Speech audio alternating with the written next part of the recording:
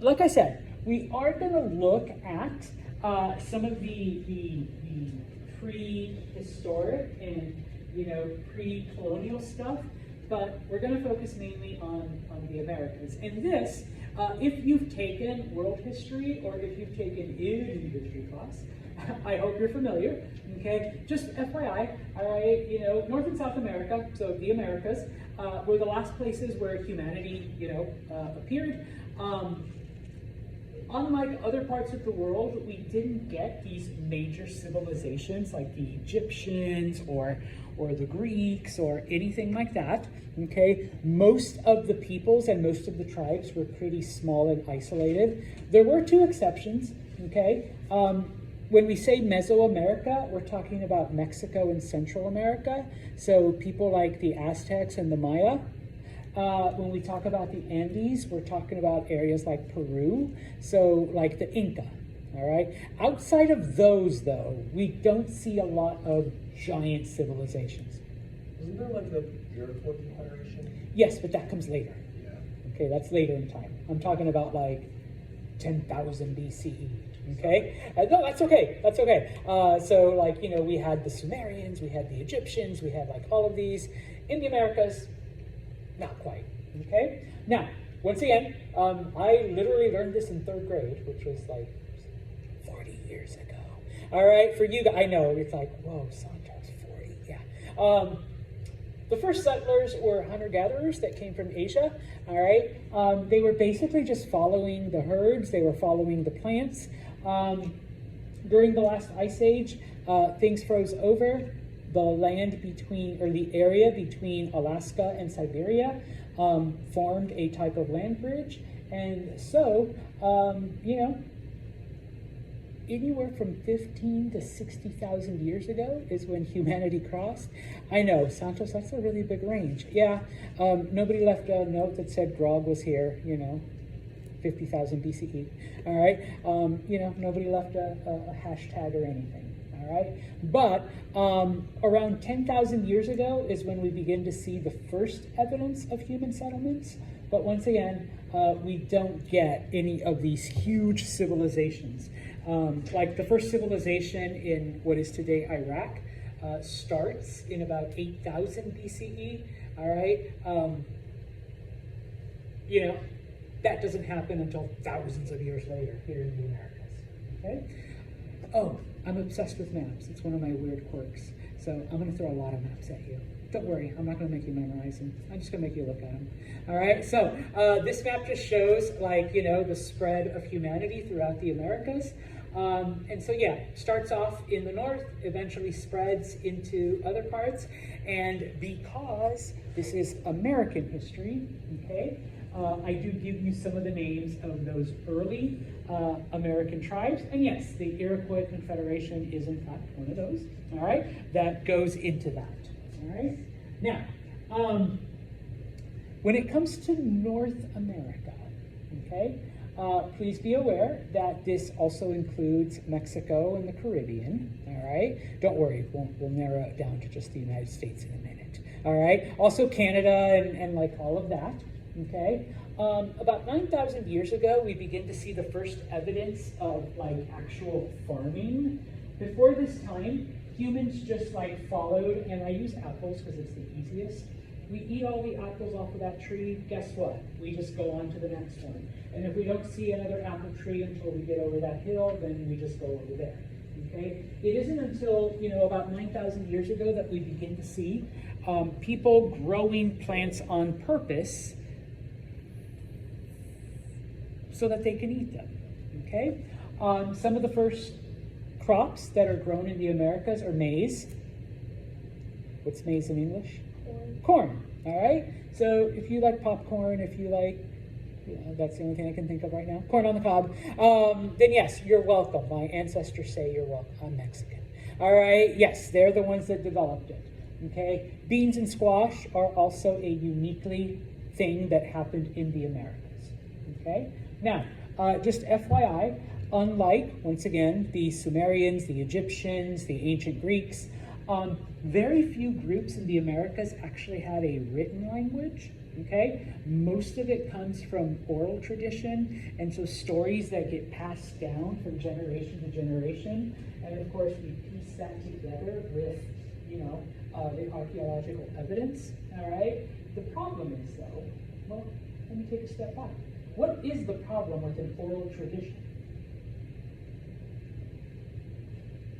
It's not accurate, still gets lost in translation. Okay, sometimes it gets lost in translation. So I'm the village rememberer, all right? So I know all the stories, and I'm old and I die, and so I pass it on to my daughter Maya, who becomes the next village rememberer, all right? Maybe her memory isn't as good as mine. Maybe my memory started to fade before I told her all the stories, okay? Maybe Maya doesn't like the story of how we killed 10,000 buffalo, so she changes it a little bit. Okay, and then Maya, gets old, dies. Ashley, her daughter, okay, you're the next village rememberer, and you're like, you know what? Who cares about buffalo? Just leave that story out. Okay, type of thing. And so yes, it changes over time. It changes according to the person telling it. It changes, whatever. So my point here is that sometimes, we kind of have to take some of these things with a grain of salt and like, okay, does the archaeological evidence actually support that? Okay? Maya, I know you said your people did this, but there's no evidence of that. You're like, well, my great-grandma was the village rememberer. All right, well, maybe great-grandma, might have changed the story a little bit, okay? Just FYI, I always say this, and it's right here, okay? For whatever reason, people are always claiming, oh yeah, I have a Cherokee great-grandma, all right? For some reason, it was always a Cherokee princess, though. It was never like there's reasons why people made up that, okay? And so, sometimes the evidence doesn't support it, okay? Once again, because we are dealing with the United States, you don't need to know these, but, all of the tribes that eventually arise, now I'm skipping over like 60,000 years of history here, all right? All of the tribes that eventually arise in what eventually becomes the United States, okay? And yes, around here we had the Iroquois, we had the Huron, we had the Mohican, the Mohawk, all right, the Oneida, and such, okay? Now,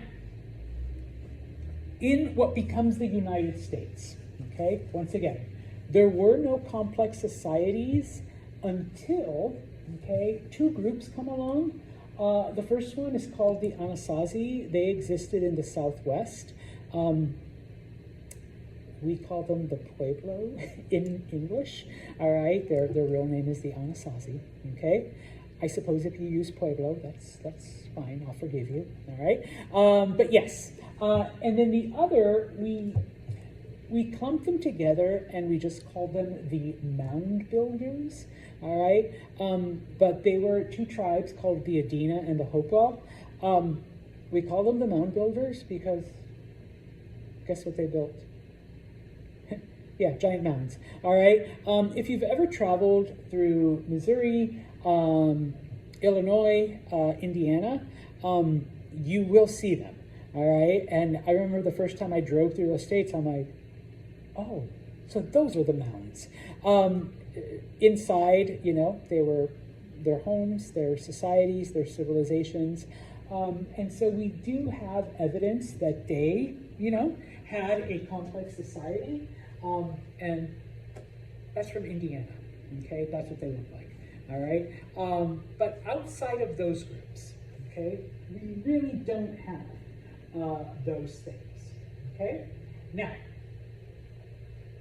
a little bit about, obviously I can't focus on just one group as much as I would like, but some of the things, all right, that a lot of the native tribes had in common, all right? Number one, religiously, spiritually, a lot of the things were very, very similar, not identical, okay? Many of the tribes believed in the supernatural and how there were spirits that surrounded us, and that, there were sky spirits and water spirits and tree spirits and whatnot, and that each of them had to be respected and honored and, taken care of in some way, all right? They didn't view the resources of the planet as belonging to people, okay? They were there to be shared. They were there to be used, okay? I had no right to this apple tree because maybe you all were hungry too, all right? We all had just as much right to eat those apples as anyone else. And then, of course, we moved on, all right? And the next group of people could partake of that, okay? Many tribes, not all, were matrilineal, all right? What do we mean by matrilineal? Oh, we're just scratching. Okay, I thought you were. All right, patrilineal means it comes from the father, or male guardian. So what would matrilineal? Mother, okay, from your mother's side. You identified with your mother's tribe, okay? So, gentlemen, you get married, ladies, okay? What does society expect you to do when you marry a guy? Take on our last name. Yeah, and you're like, our name, yeah. All right, yes, okay? You become a part of your husband's or the male, whatever. Native Americans identified through their mother's tribe. Not necessarily taking on the name, because that's a European thing, like the whole family thing. But you identified by your wife's tribe and your mother's tribe, okay, not your father's, okay? Women did the farm work, okay? Men did the hunting and fighting. So, along come Europeans. Number one, what are you talking about? Spirits. Sky spirit, air spirit, tree spirit, water spirit. There's God. There's Jesus. That's it. Convert. Now. What do you mean it belongs to everyone? This is mine. I claimed it. I'll go with fence, and I'm going to keep you out. And if you try to eat my apples, you're getting shot, all right? Because this is my tree, okay? These lazy natives, they make their women work, right? Everybody knows that work is a man's job, all right? Women are supposed to cook, clean, have babies. That's it, okay? What do you mean they're out there farming, okay? Type of thing, all right? So you can see then where already these cultures now come into conflict. All right. Now, once again, this wasn't every tribe, but these were some of the similarities, and we can see why the conflict arose. Okay. So, all right, we will finish off quickly with the first Europeans. Okay. Number one, it was not Columbus. All right. This is why we're shying away from the whole Columbus discovered it. He did not. He wasn't even the first European who came. All right. I am going to ask you this. All right. It was the Vikings. All right. They were the first Europeans. They arrived in the Americas about 500 or so years before Columbus. Okay. Now, why do we have Columbus Day and like all that other weird shit? Why don't we have Viking Day? Okay. Well, because the Vikings didn't stay. Okay. They came. They ended up in Newfoundland. Number one. Okay. No offense if you're Canadian, all right? Not a whole lot. All right? I did have a girlfriend from Newfoundland when I was in college, when I was like in my early 20s. She was weird. All right? So those Newfies, that's what everybody talks. I met another Canadian, he's like, oh, those Newfies, those are weird people. I'm like, okay, I can call them Newfies now, because I hated them. Yeah, those Newfies are weird. All right? No offense if you're all right? But they reach Newfoundland, okay? They get there, they establish a settlement, but there's nothing there except for fish, okay? So, yeah, all right, we'll fish, we'll take fish back to, Viking land. But after that, it's like, yeah, there's really nothing else here. And so they left, okay? Now, they called it Vinland, and we do get that passed on through, but for hundreds of years, people are like, yo, Viking dude, what's Vinland? I don't know, some story they told us, whatever. It wasn't until like the early 20th century that they discovered some of the remains of these early Viking settlements, and then even within the last like 20 years, they've been able to find some, more permanent structures that were there. And so yes, it was the Vikings, okay, that came first, okay? There's no Viking Day because they didn't stay, all right? They came, they did their thing, they left, and it kind of got forgotten by history, okay? Until, these legends were told and verified thousands of years later, okay? So, where does the whole Christopher Columbus thing kind of start? And this is just Mr. Santos, all right, bringing this up, okay? It kind of starts with the Crusades, and we really can't talk too much about it because it's not American history. But Europeans are exposed to all of these new things during the Crusades. Okay, no offense, Euro-Americans, but the medieval diet of Europe was disgusting. All right, it was gross. All right, it was nasty and flavorless. They go to the Middle East and they're fighting these Muslim people, and they discover things like cinnamon and cloves and spices and vanilla. All right, and they're like, this is fucking good. All right, how do we get more of this stuff? And I often tell people, yes, the Crusades were a failure in their original mission, but it exposes Europeans to all of these things that they didn't have before, and now they want it. Okay, how do we get it? Okay, now for several hundred years, they were able to get it through the Byzantine Empire, but in 1453, the Byzantine Empire is conquered by Muslims, by the Turks. Okay, that's why that place is called Turkey. Not because there's lots of gobbles, but because the Turks conquered it. All right, they are Muslim. All right, and they now have a monopoly on all of this good stuff. All right, now I'm not an econ person, but if one person owns everything and they're the only person that you can buy it from, what can they do with the price? Raise it, jack it up. Full control over it. Yeah, they control everything. Ashley says, screw you, Santos, I'm gonna go get my vanilla latte from somewhere else. I'm like, nice try. All vanilla lattes come through me. All right, so pumpkin spice girl, yeah, you're paying $15 or you don't get this, okay? Europeans were like, well, damn it.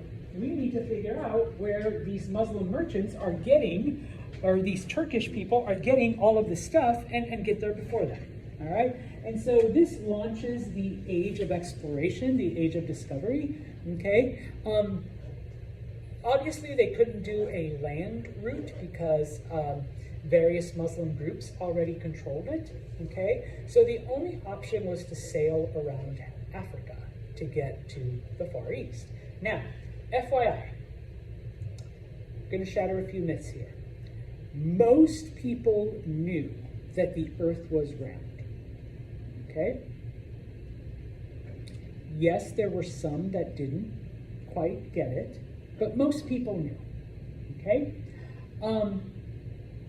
Of course, technology and the knowledge of what was out there was lacking, okay?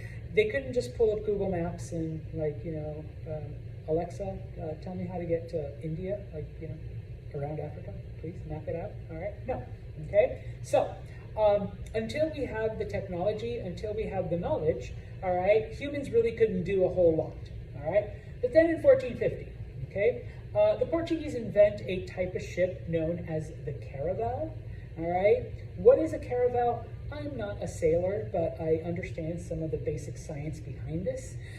Back then, no engines, all wind, okay? As long as the wind was blowing in your direction, you're good, all right? But what happens if it's blowing the other way, okay? This is why you see like Roman navies or Persian navies, they had like hundreds of slaves like rowing, constantly rowing, okay? But if you're trying to go out there and come back with vanilla and spices and lattes and like all of that other stuff, all right? You need room for cargo, not for slave rowers, okay? The caravel was a type of sail that allowed you to sail into the wind, okay?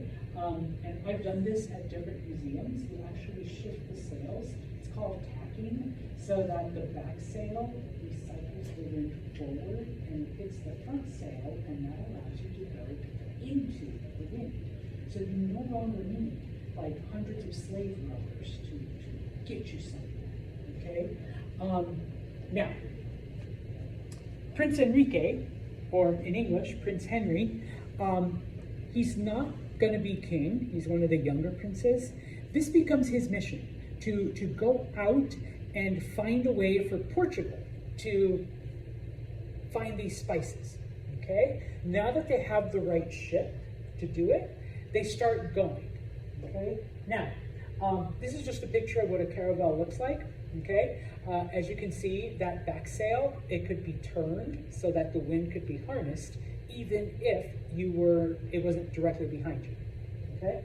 Now, so once this is invented and once it has the backing of the royal family, the Portuguese waste no time, all right? By 1471, the Portuguese reached the equator. By 1488, they reached the bottom of Africa, okay? Now, Santos, why is this taking so long? Well, remember, this is all unknown, okay?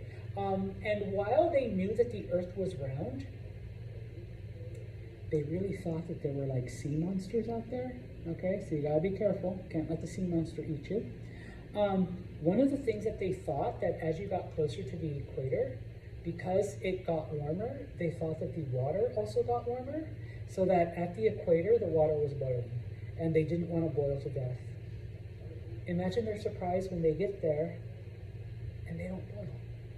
And as they keep going, it's actually getting colder. What the hell? So yeah, okay, they took it cautiously. Also, you don't have enough room on the ships to carry enough supplies. So they kept establishing different trading colonies and different outposts where they could trade with the locals for the supplies that they needed, food, water, whatever, okay? Eventually, though, they do make it to the southern tip of Africa, okay? And of course, to the other side of Africa into the Indian Ocean, okay? In 1498, a Portuguese sailor named Vasco da Gama actually makes it to India, trades all of his stuff, buys all kinds of cinnamon and cloves and nutmeg and vanilla and sugar, and he comes back to Portugal and makes a 4,000% profit on all of the stuff in his ships. You are there watching him get rich by bringing back this yummy stuff from India. You own a boat. What are you going to do? Get yourself a crew and let's get the hell over there. And let's get ours. Let's get the money. Okay? And so this sets off then a race by all European countries to replicate what the Portuguese have done. Okay? Next class, we will look at that guy. All right?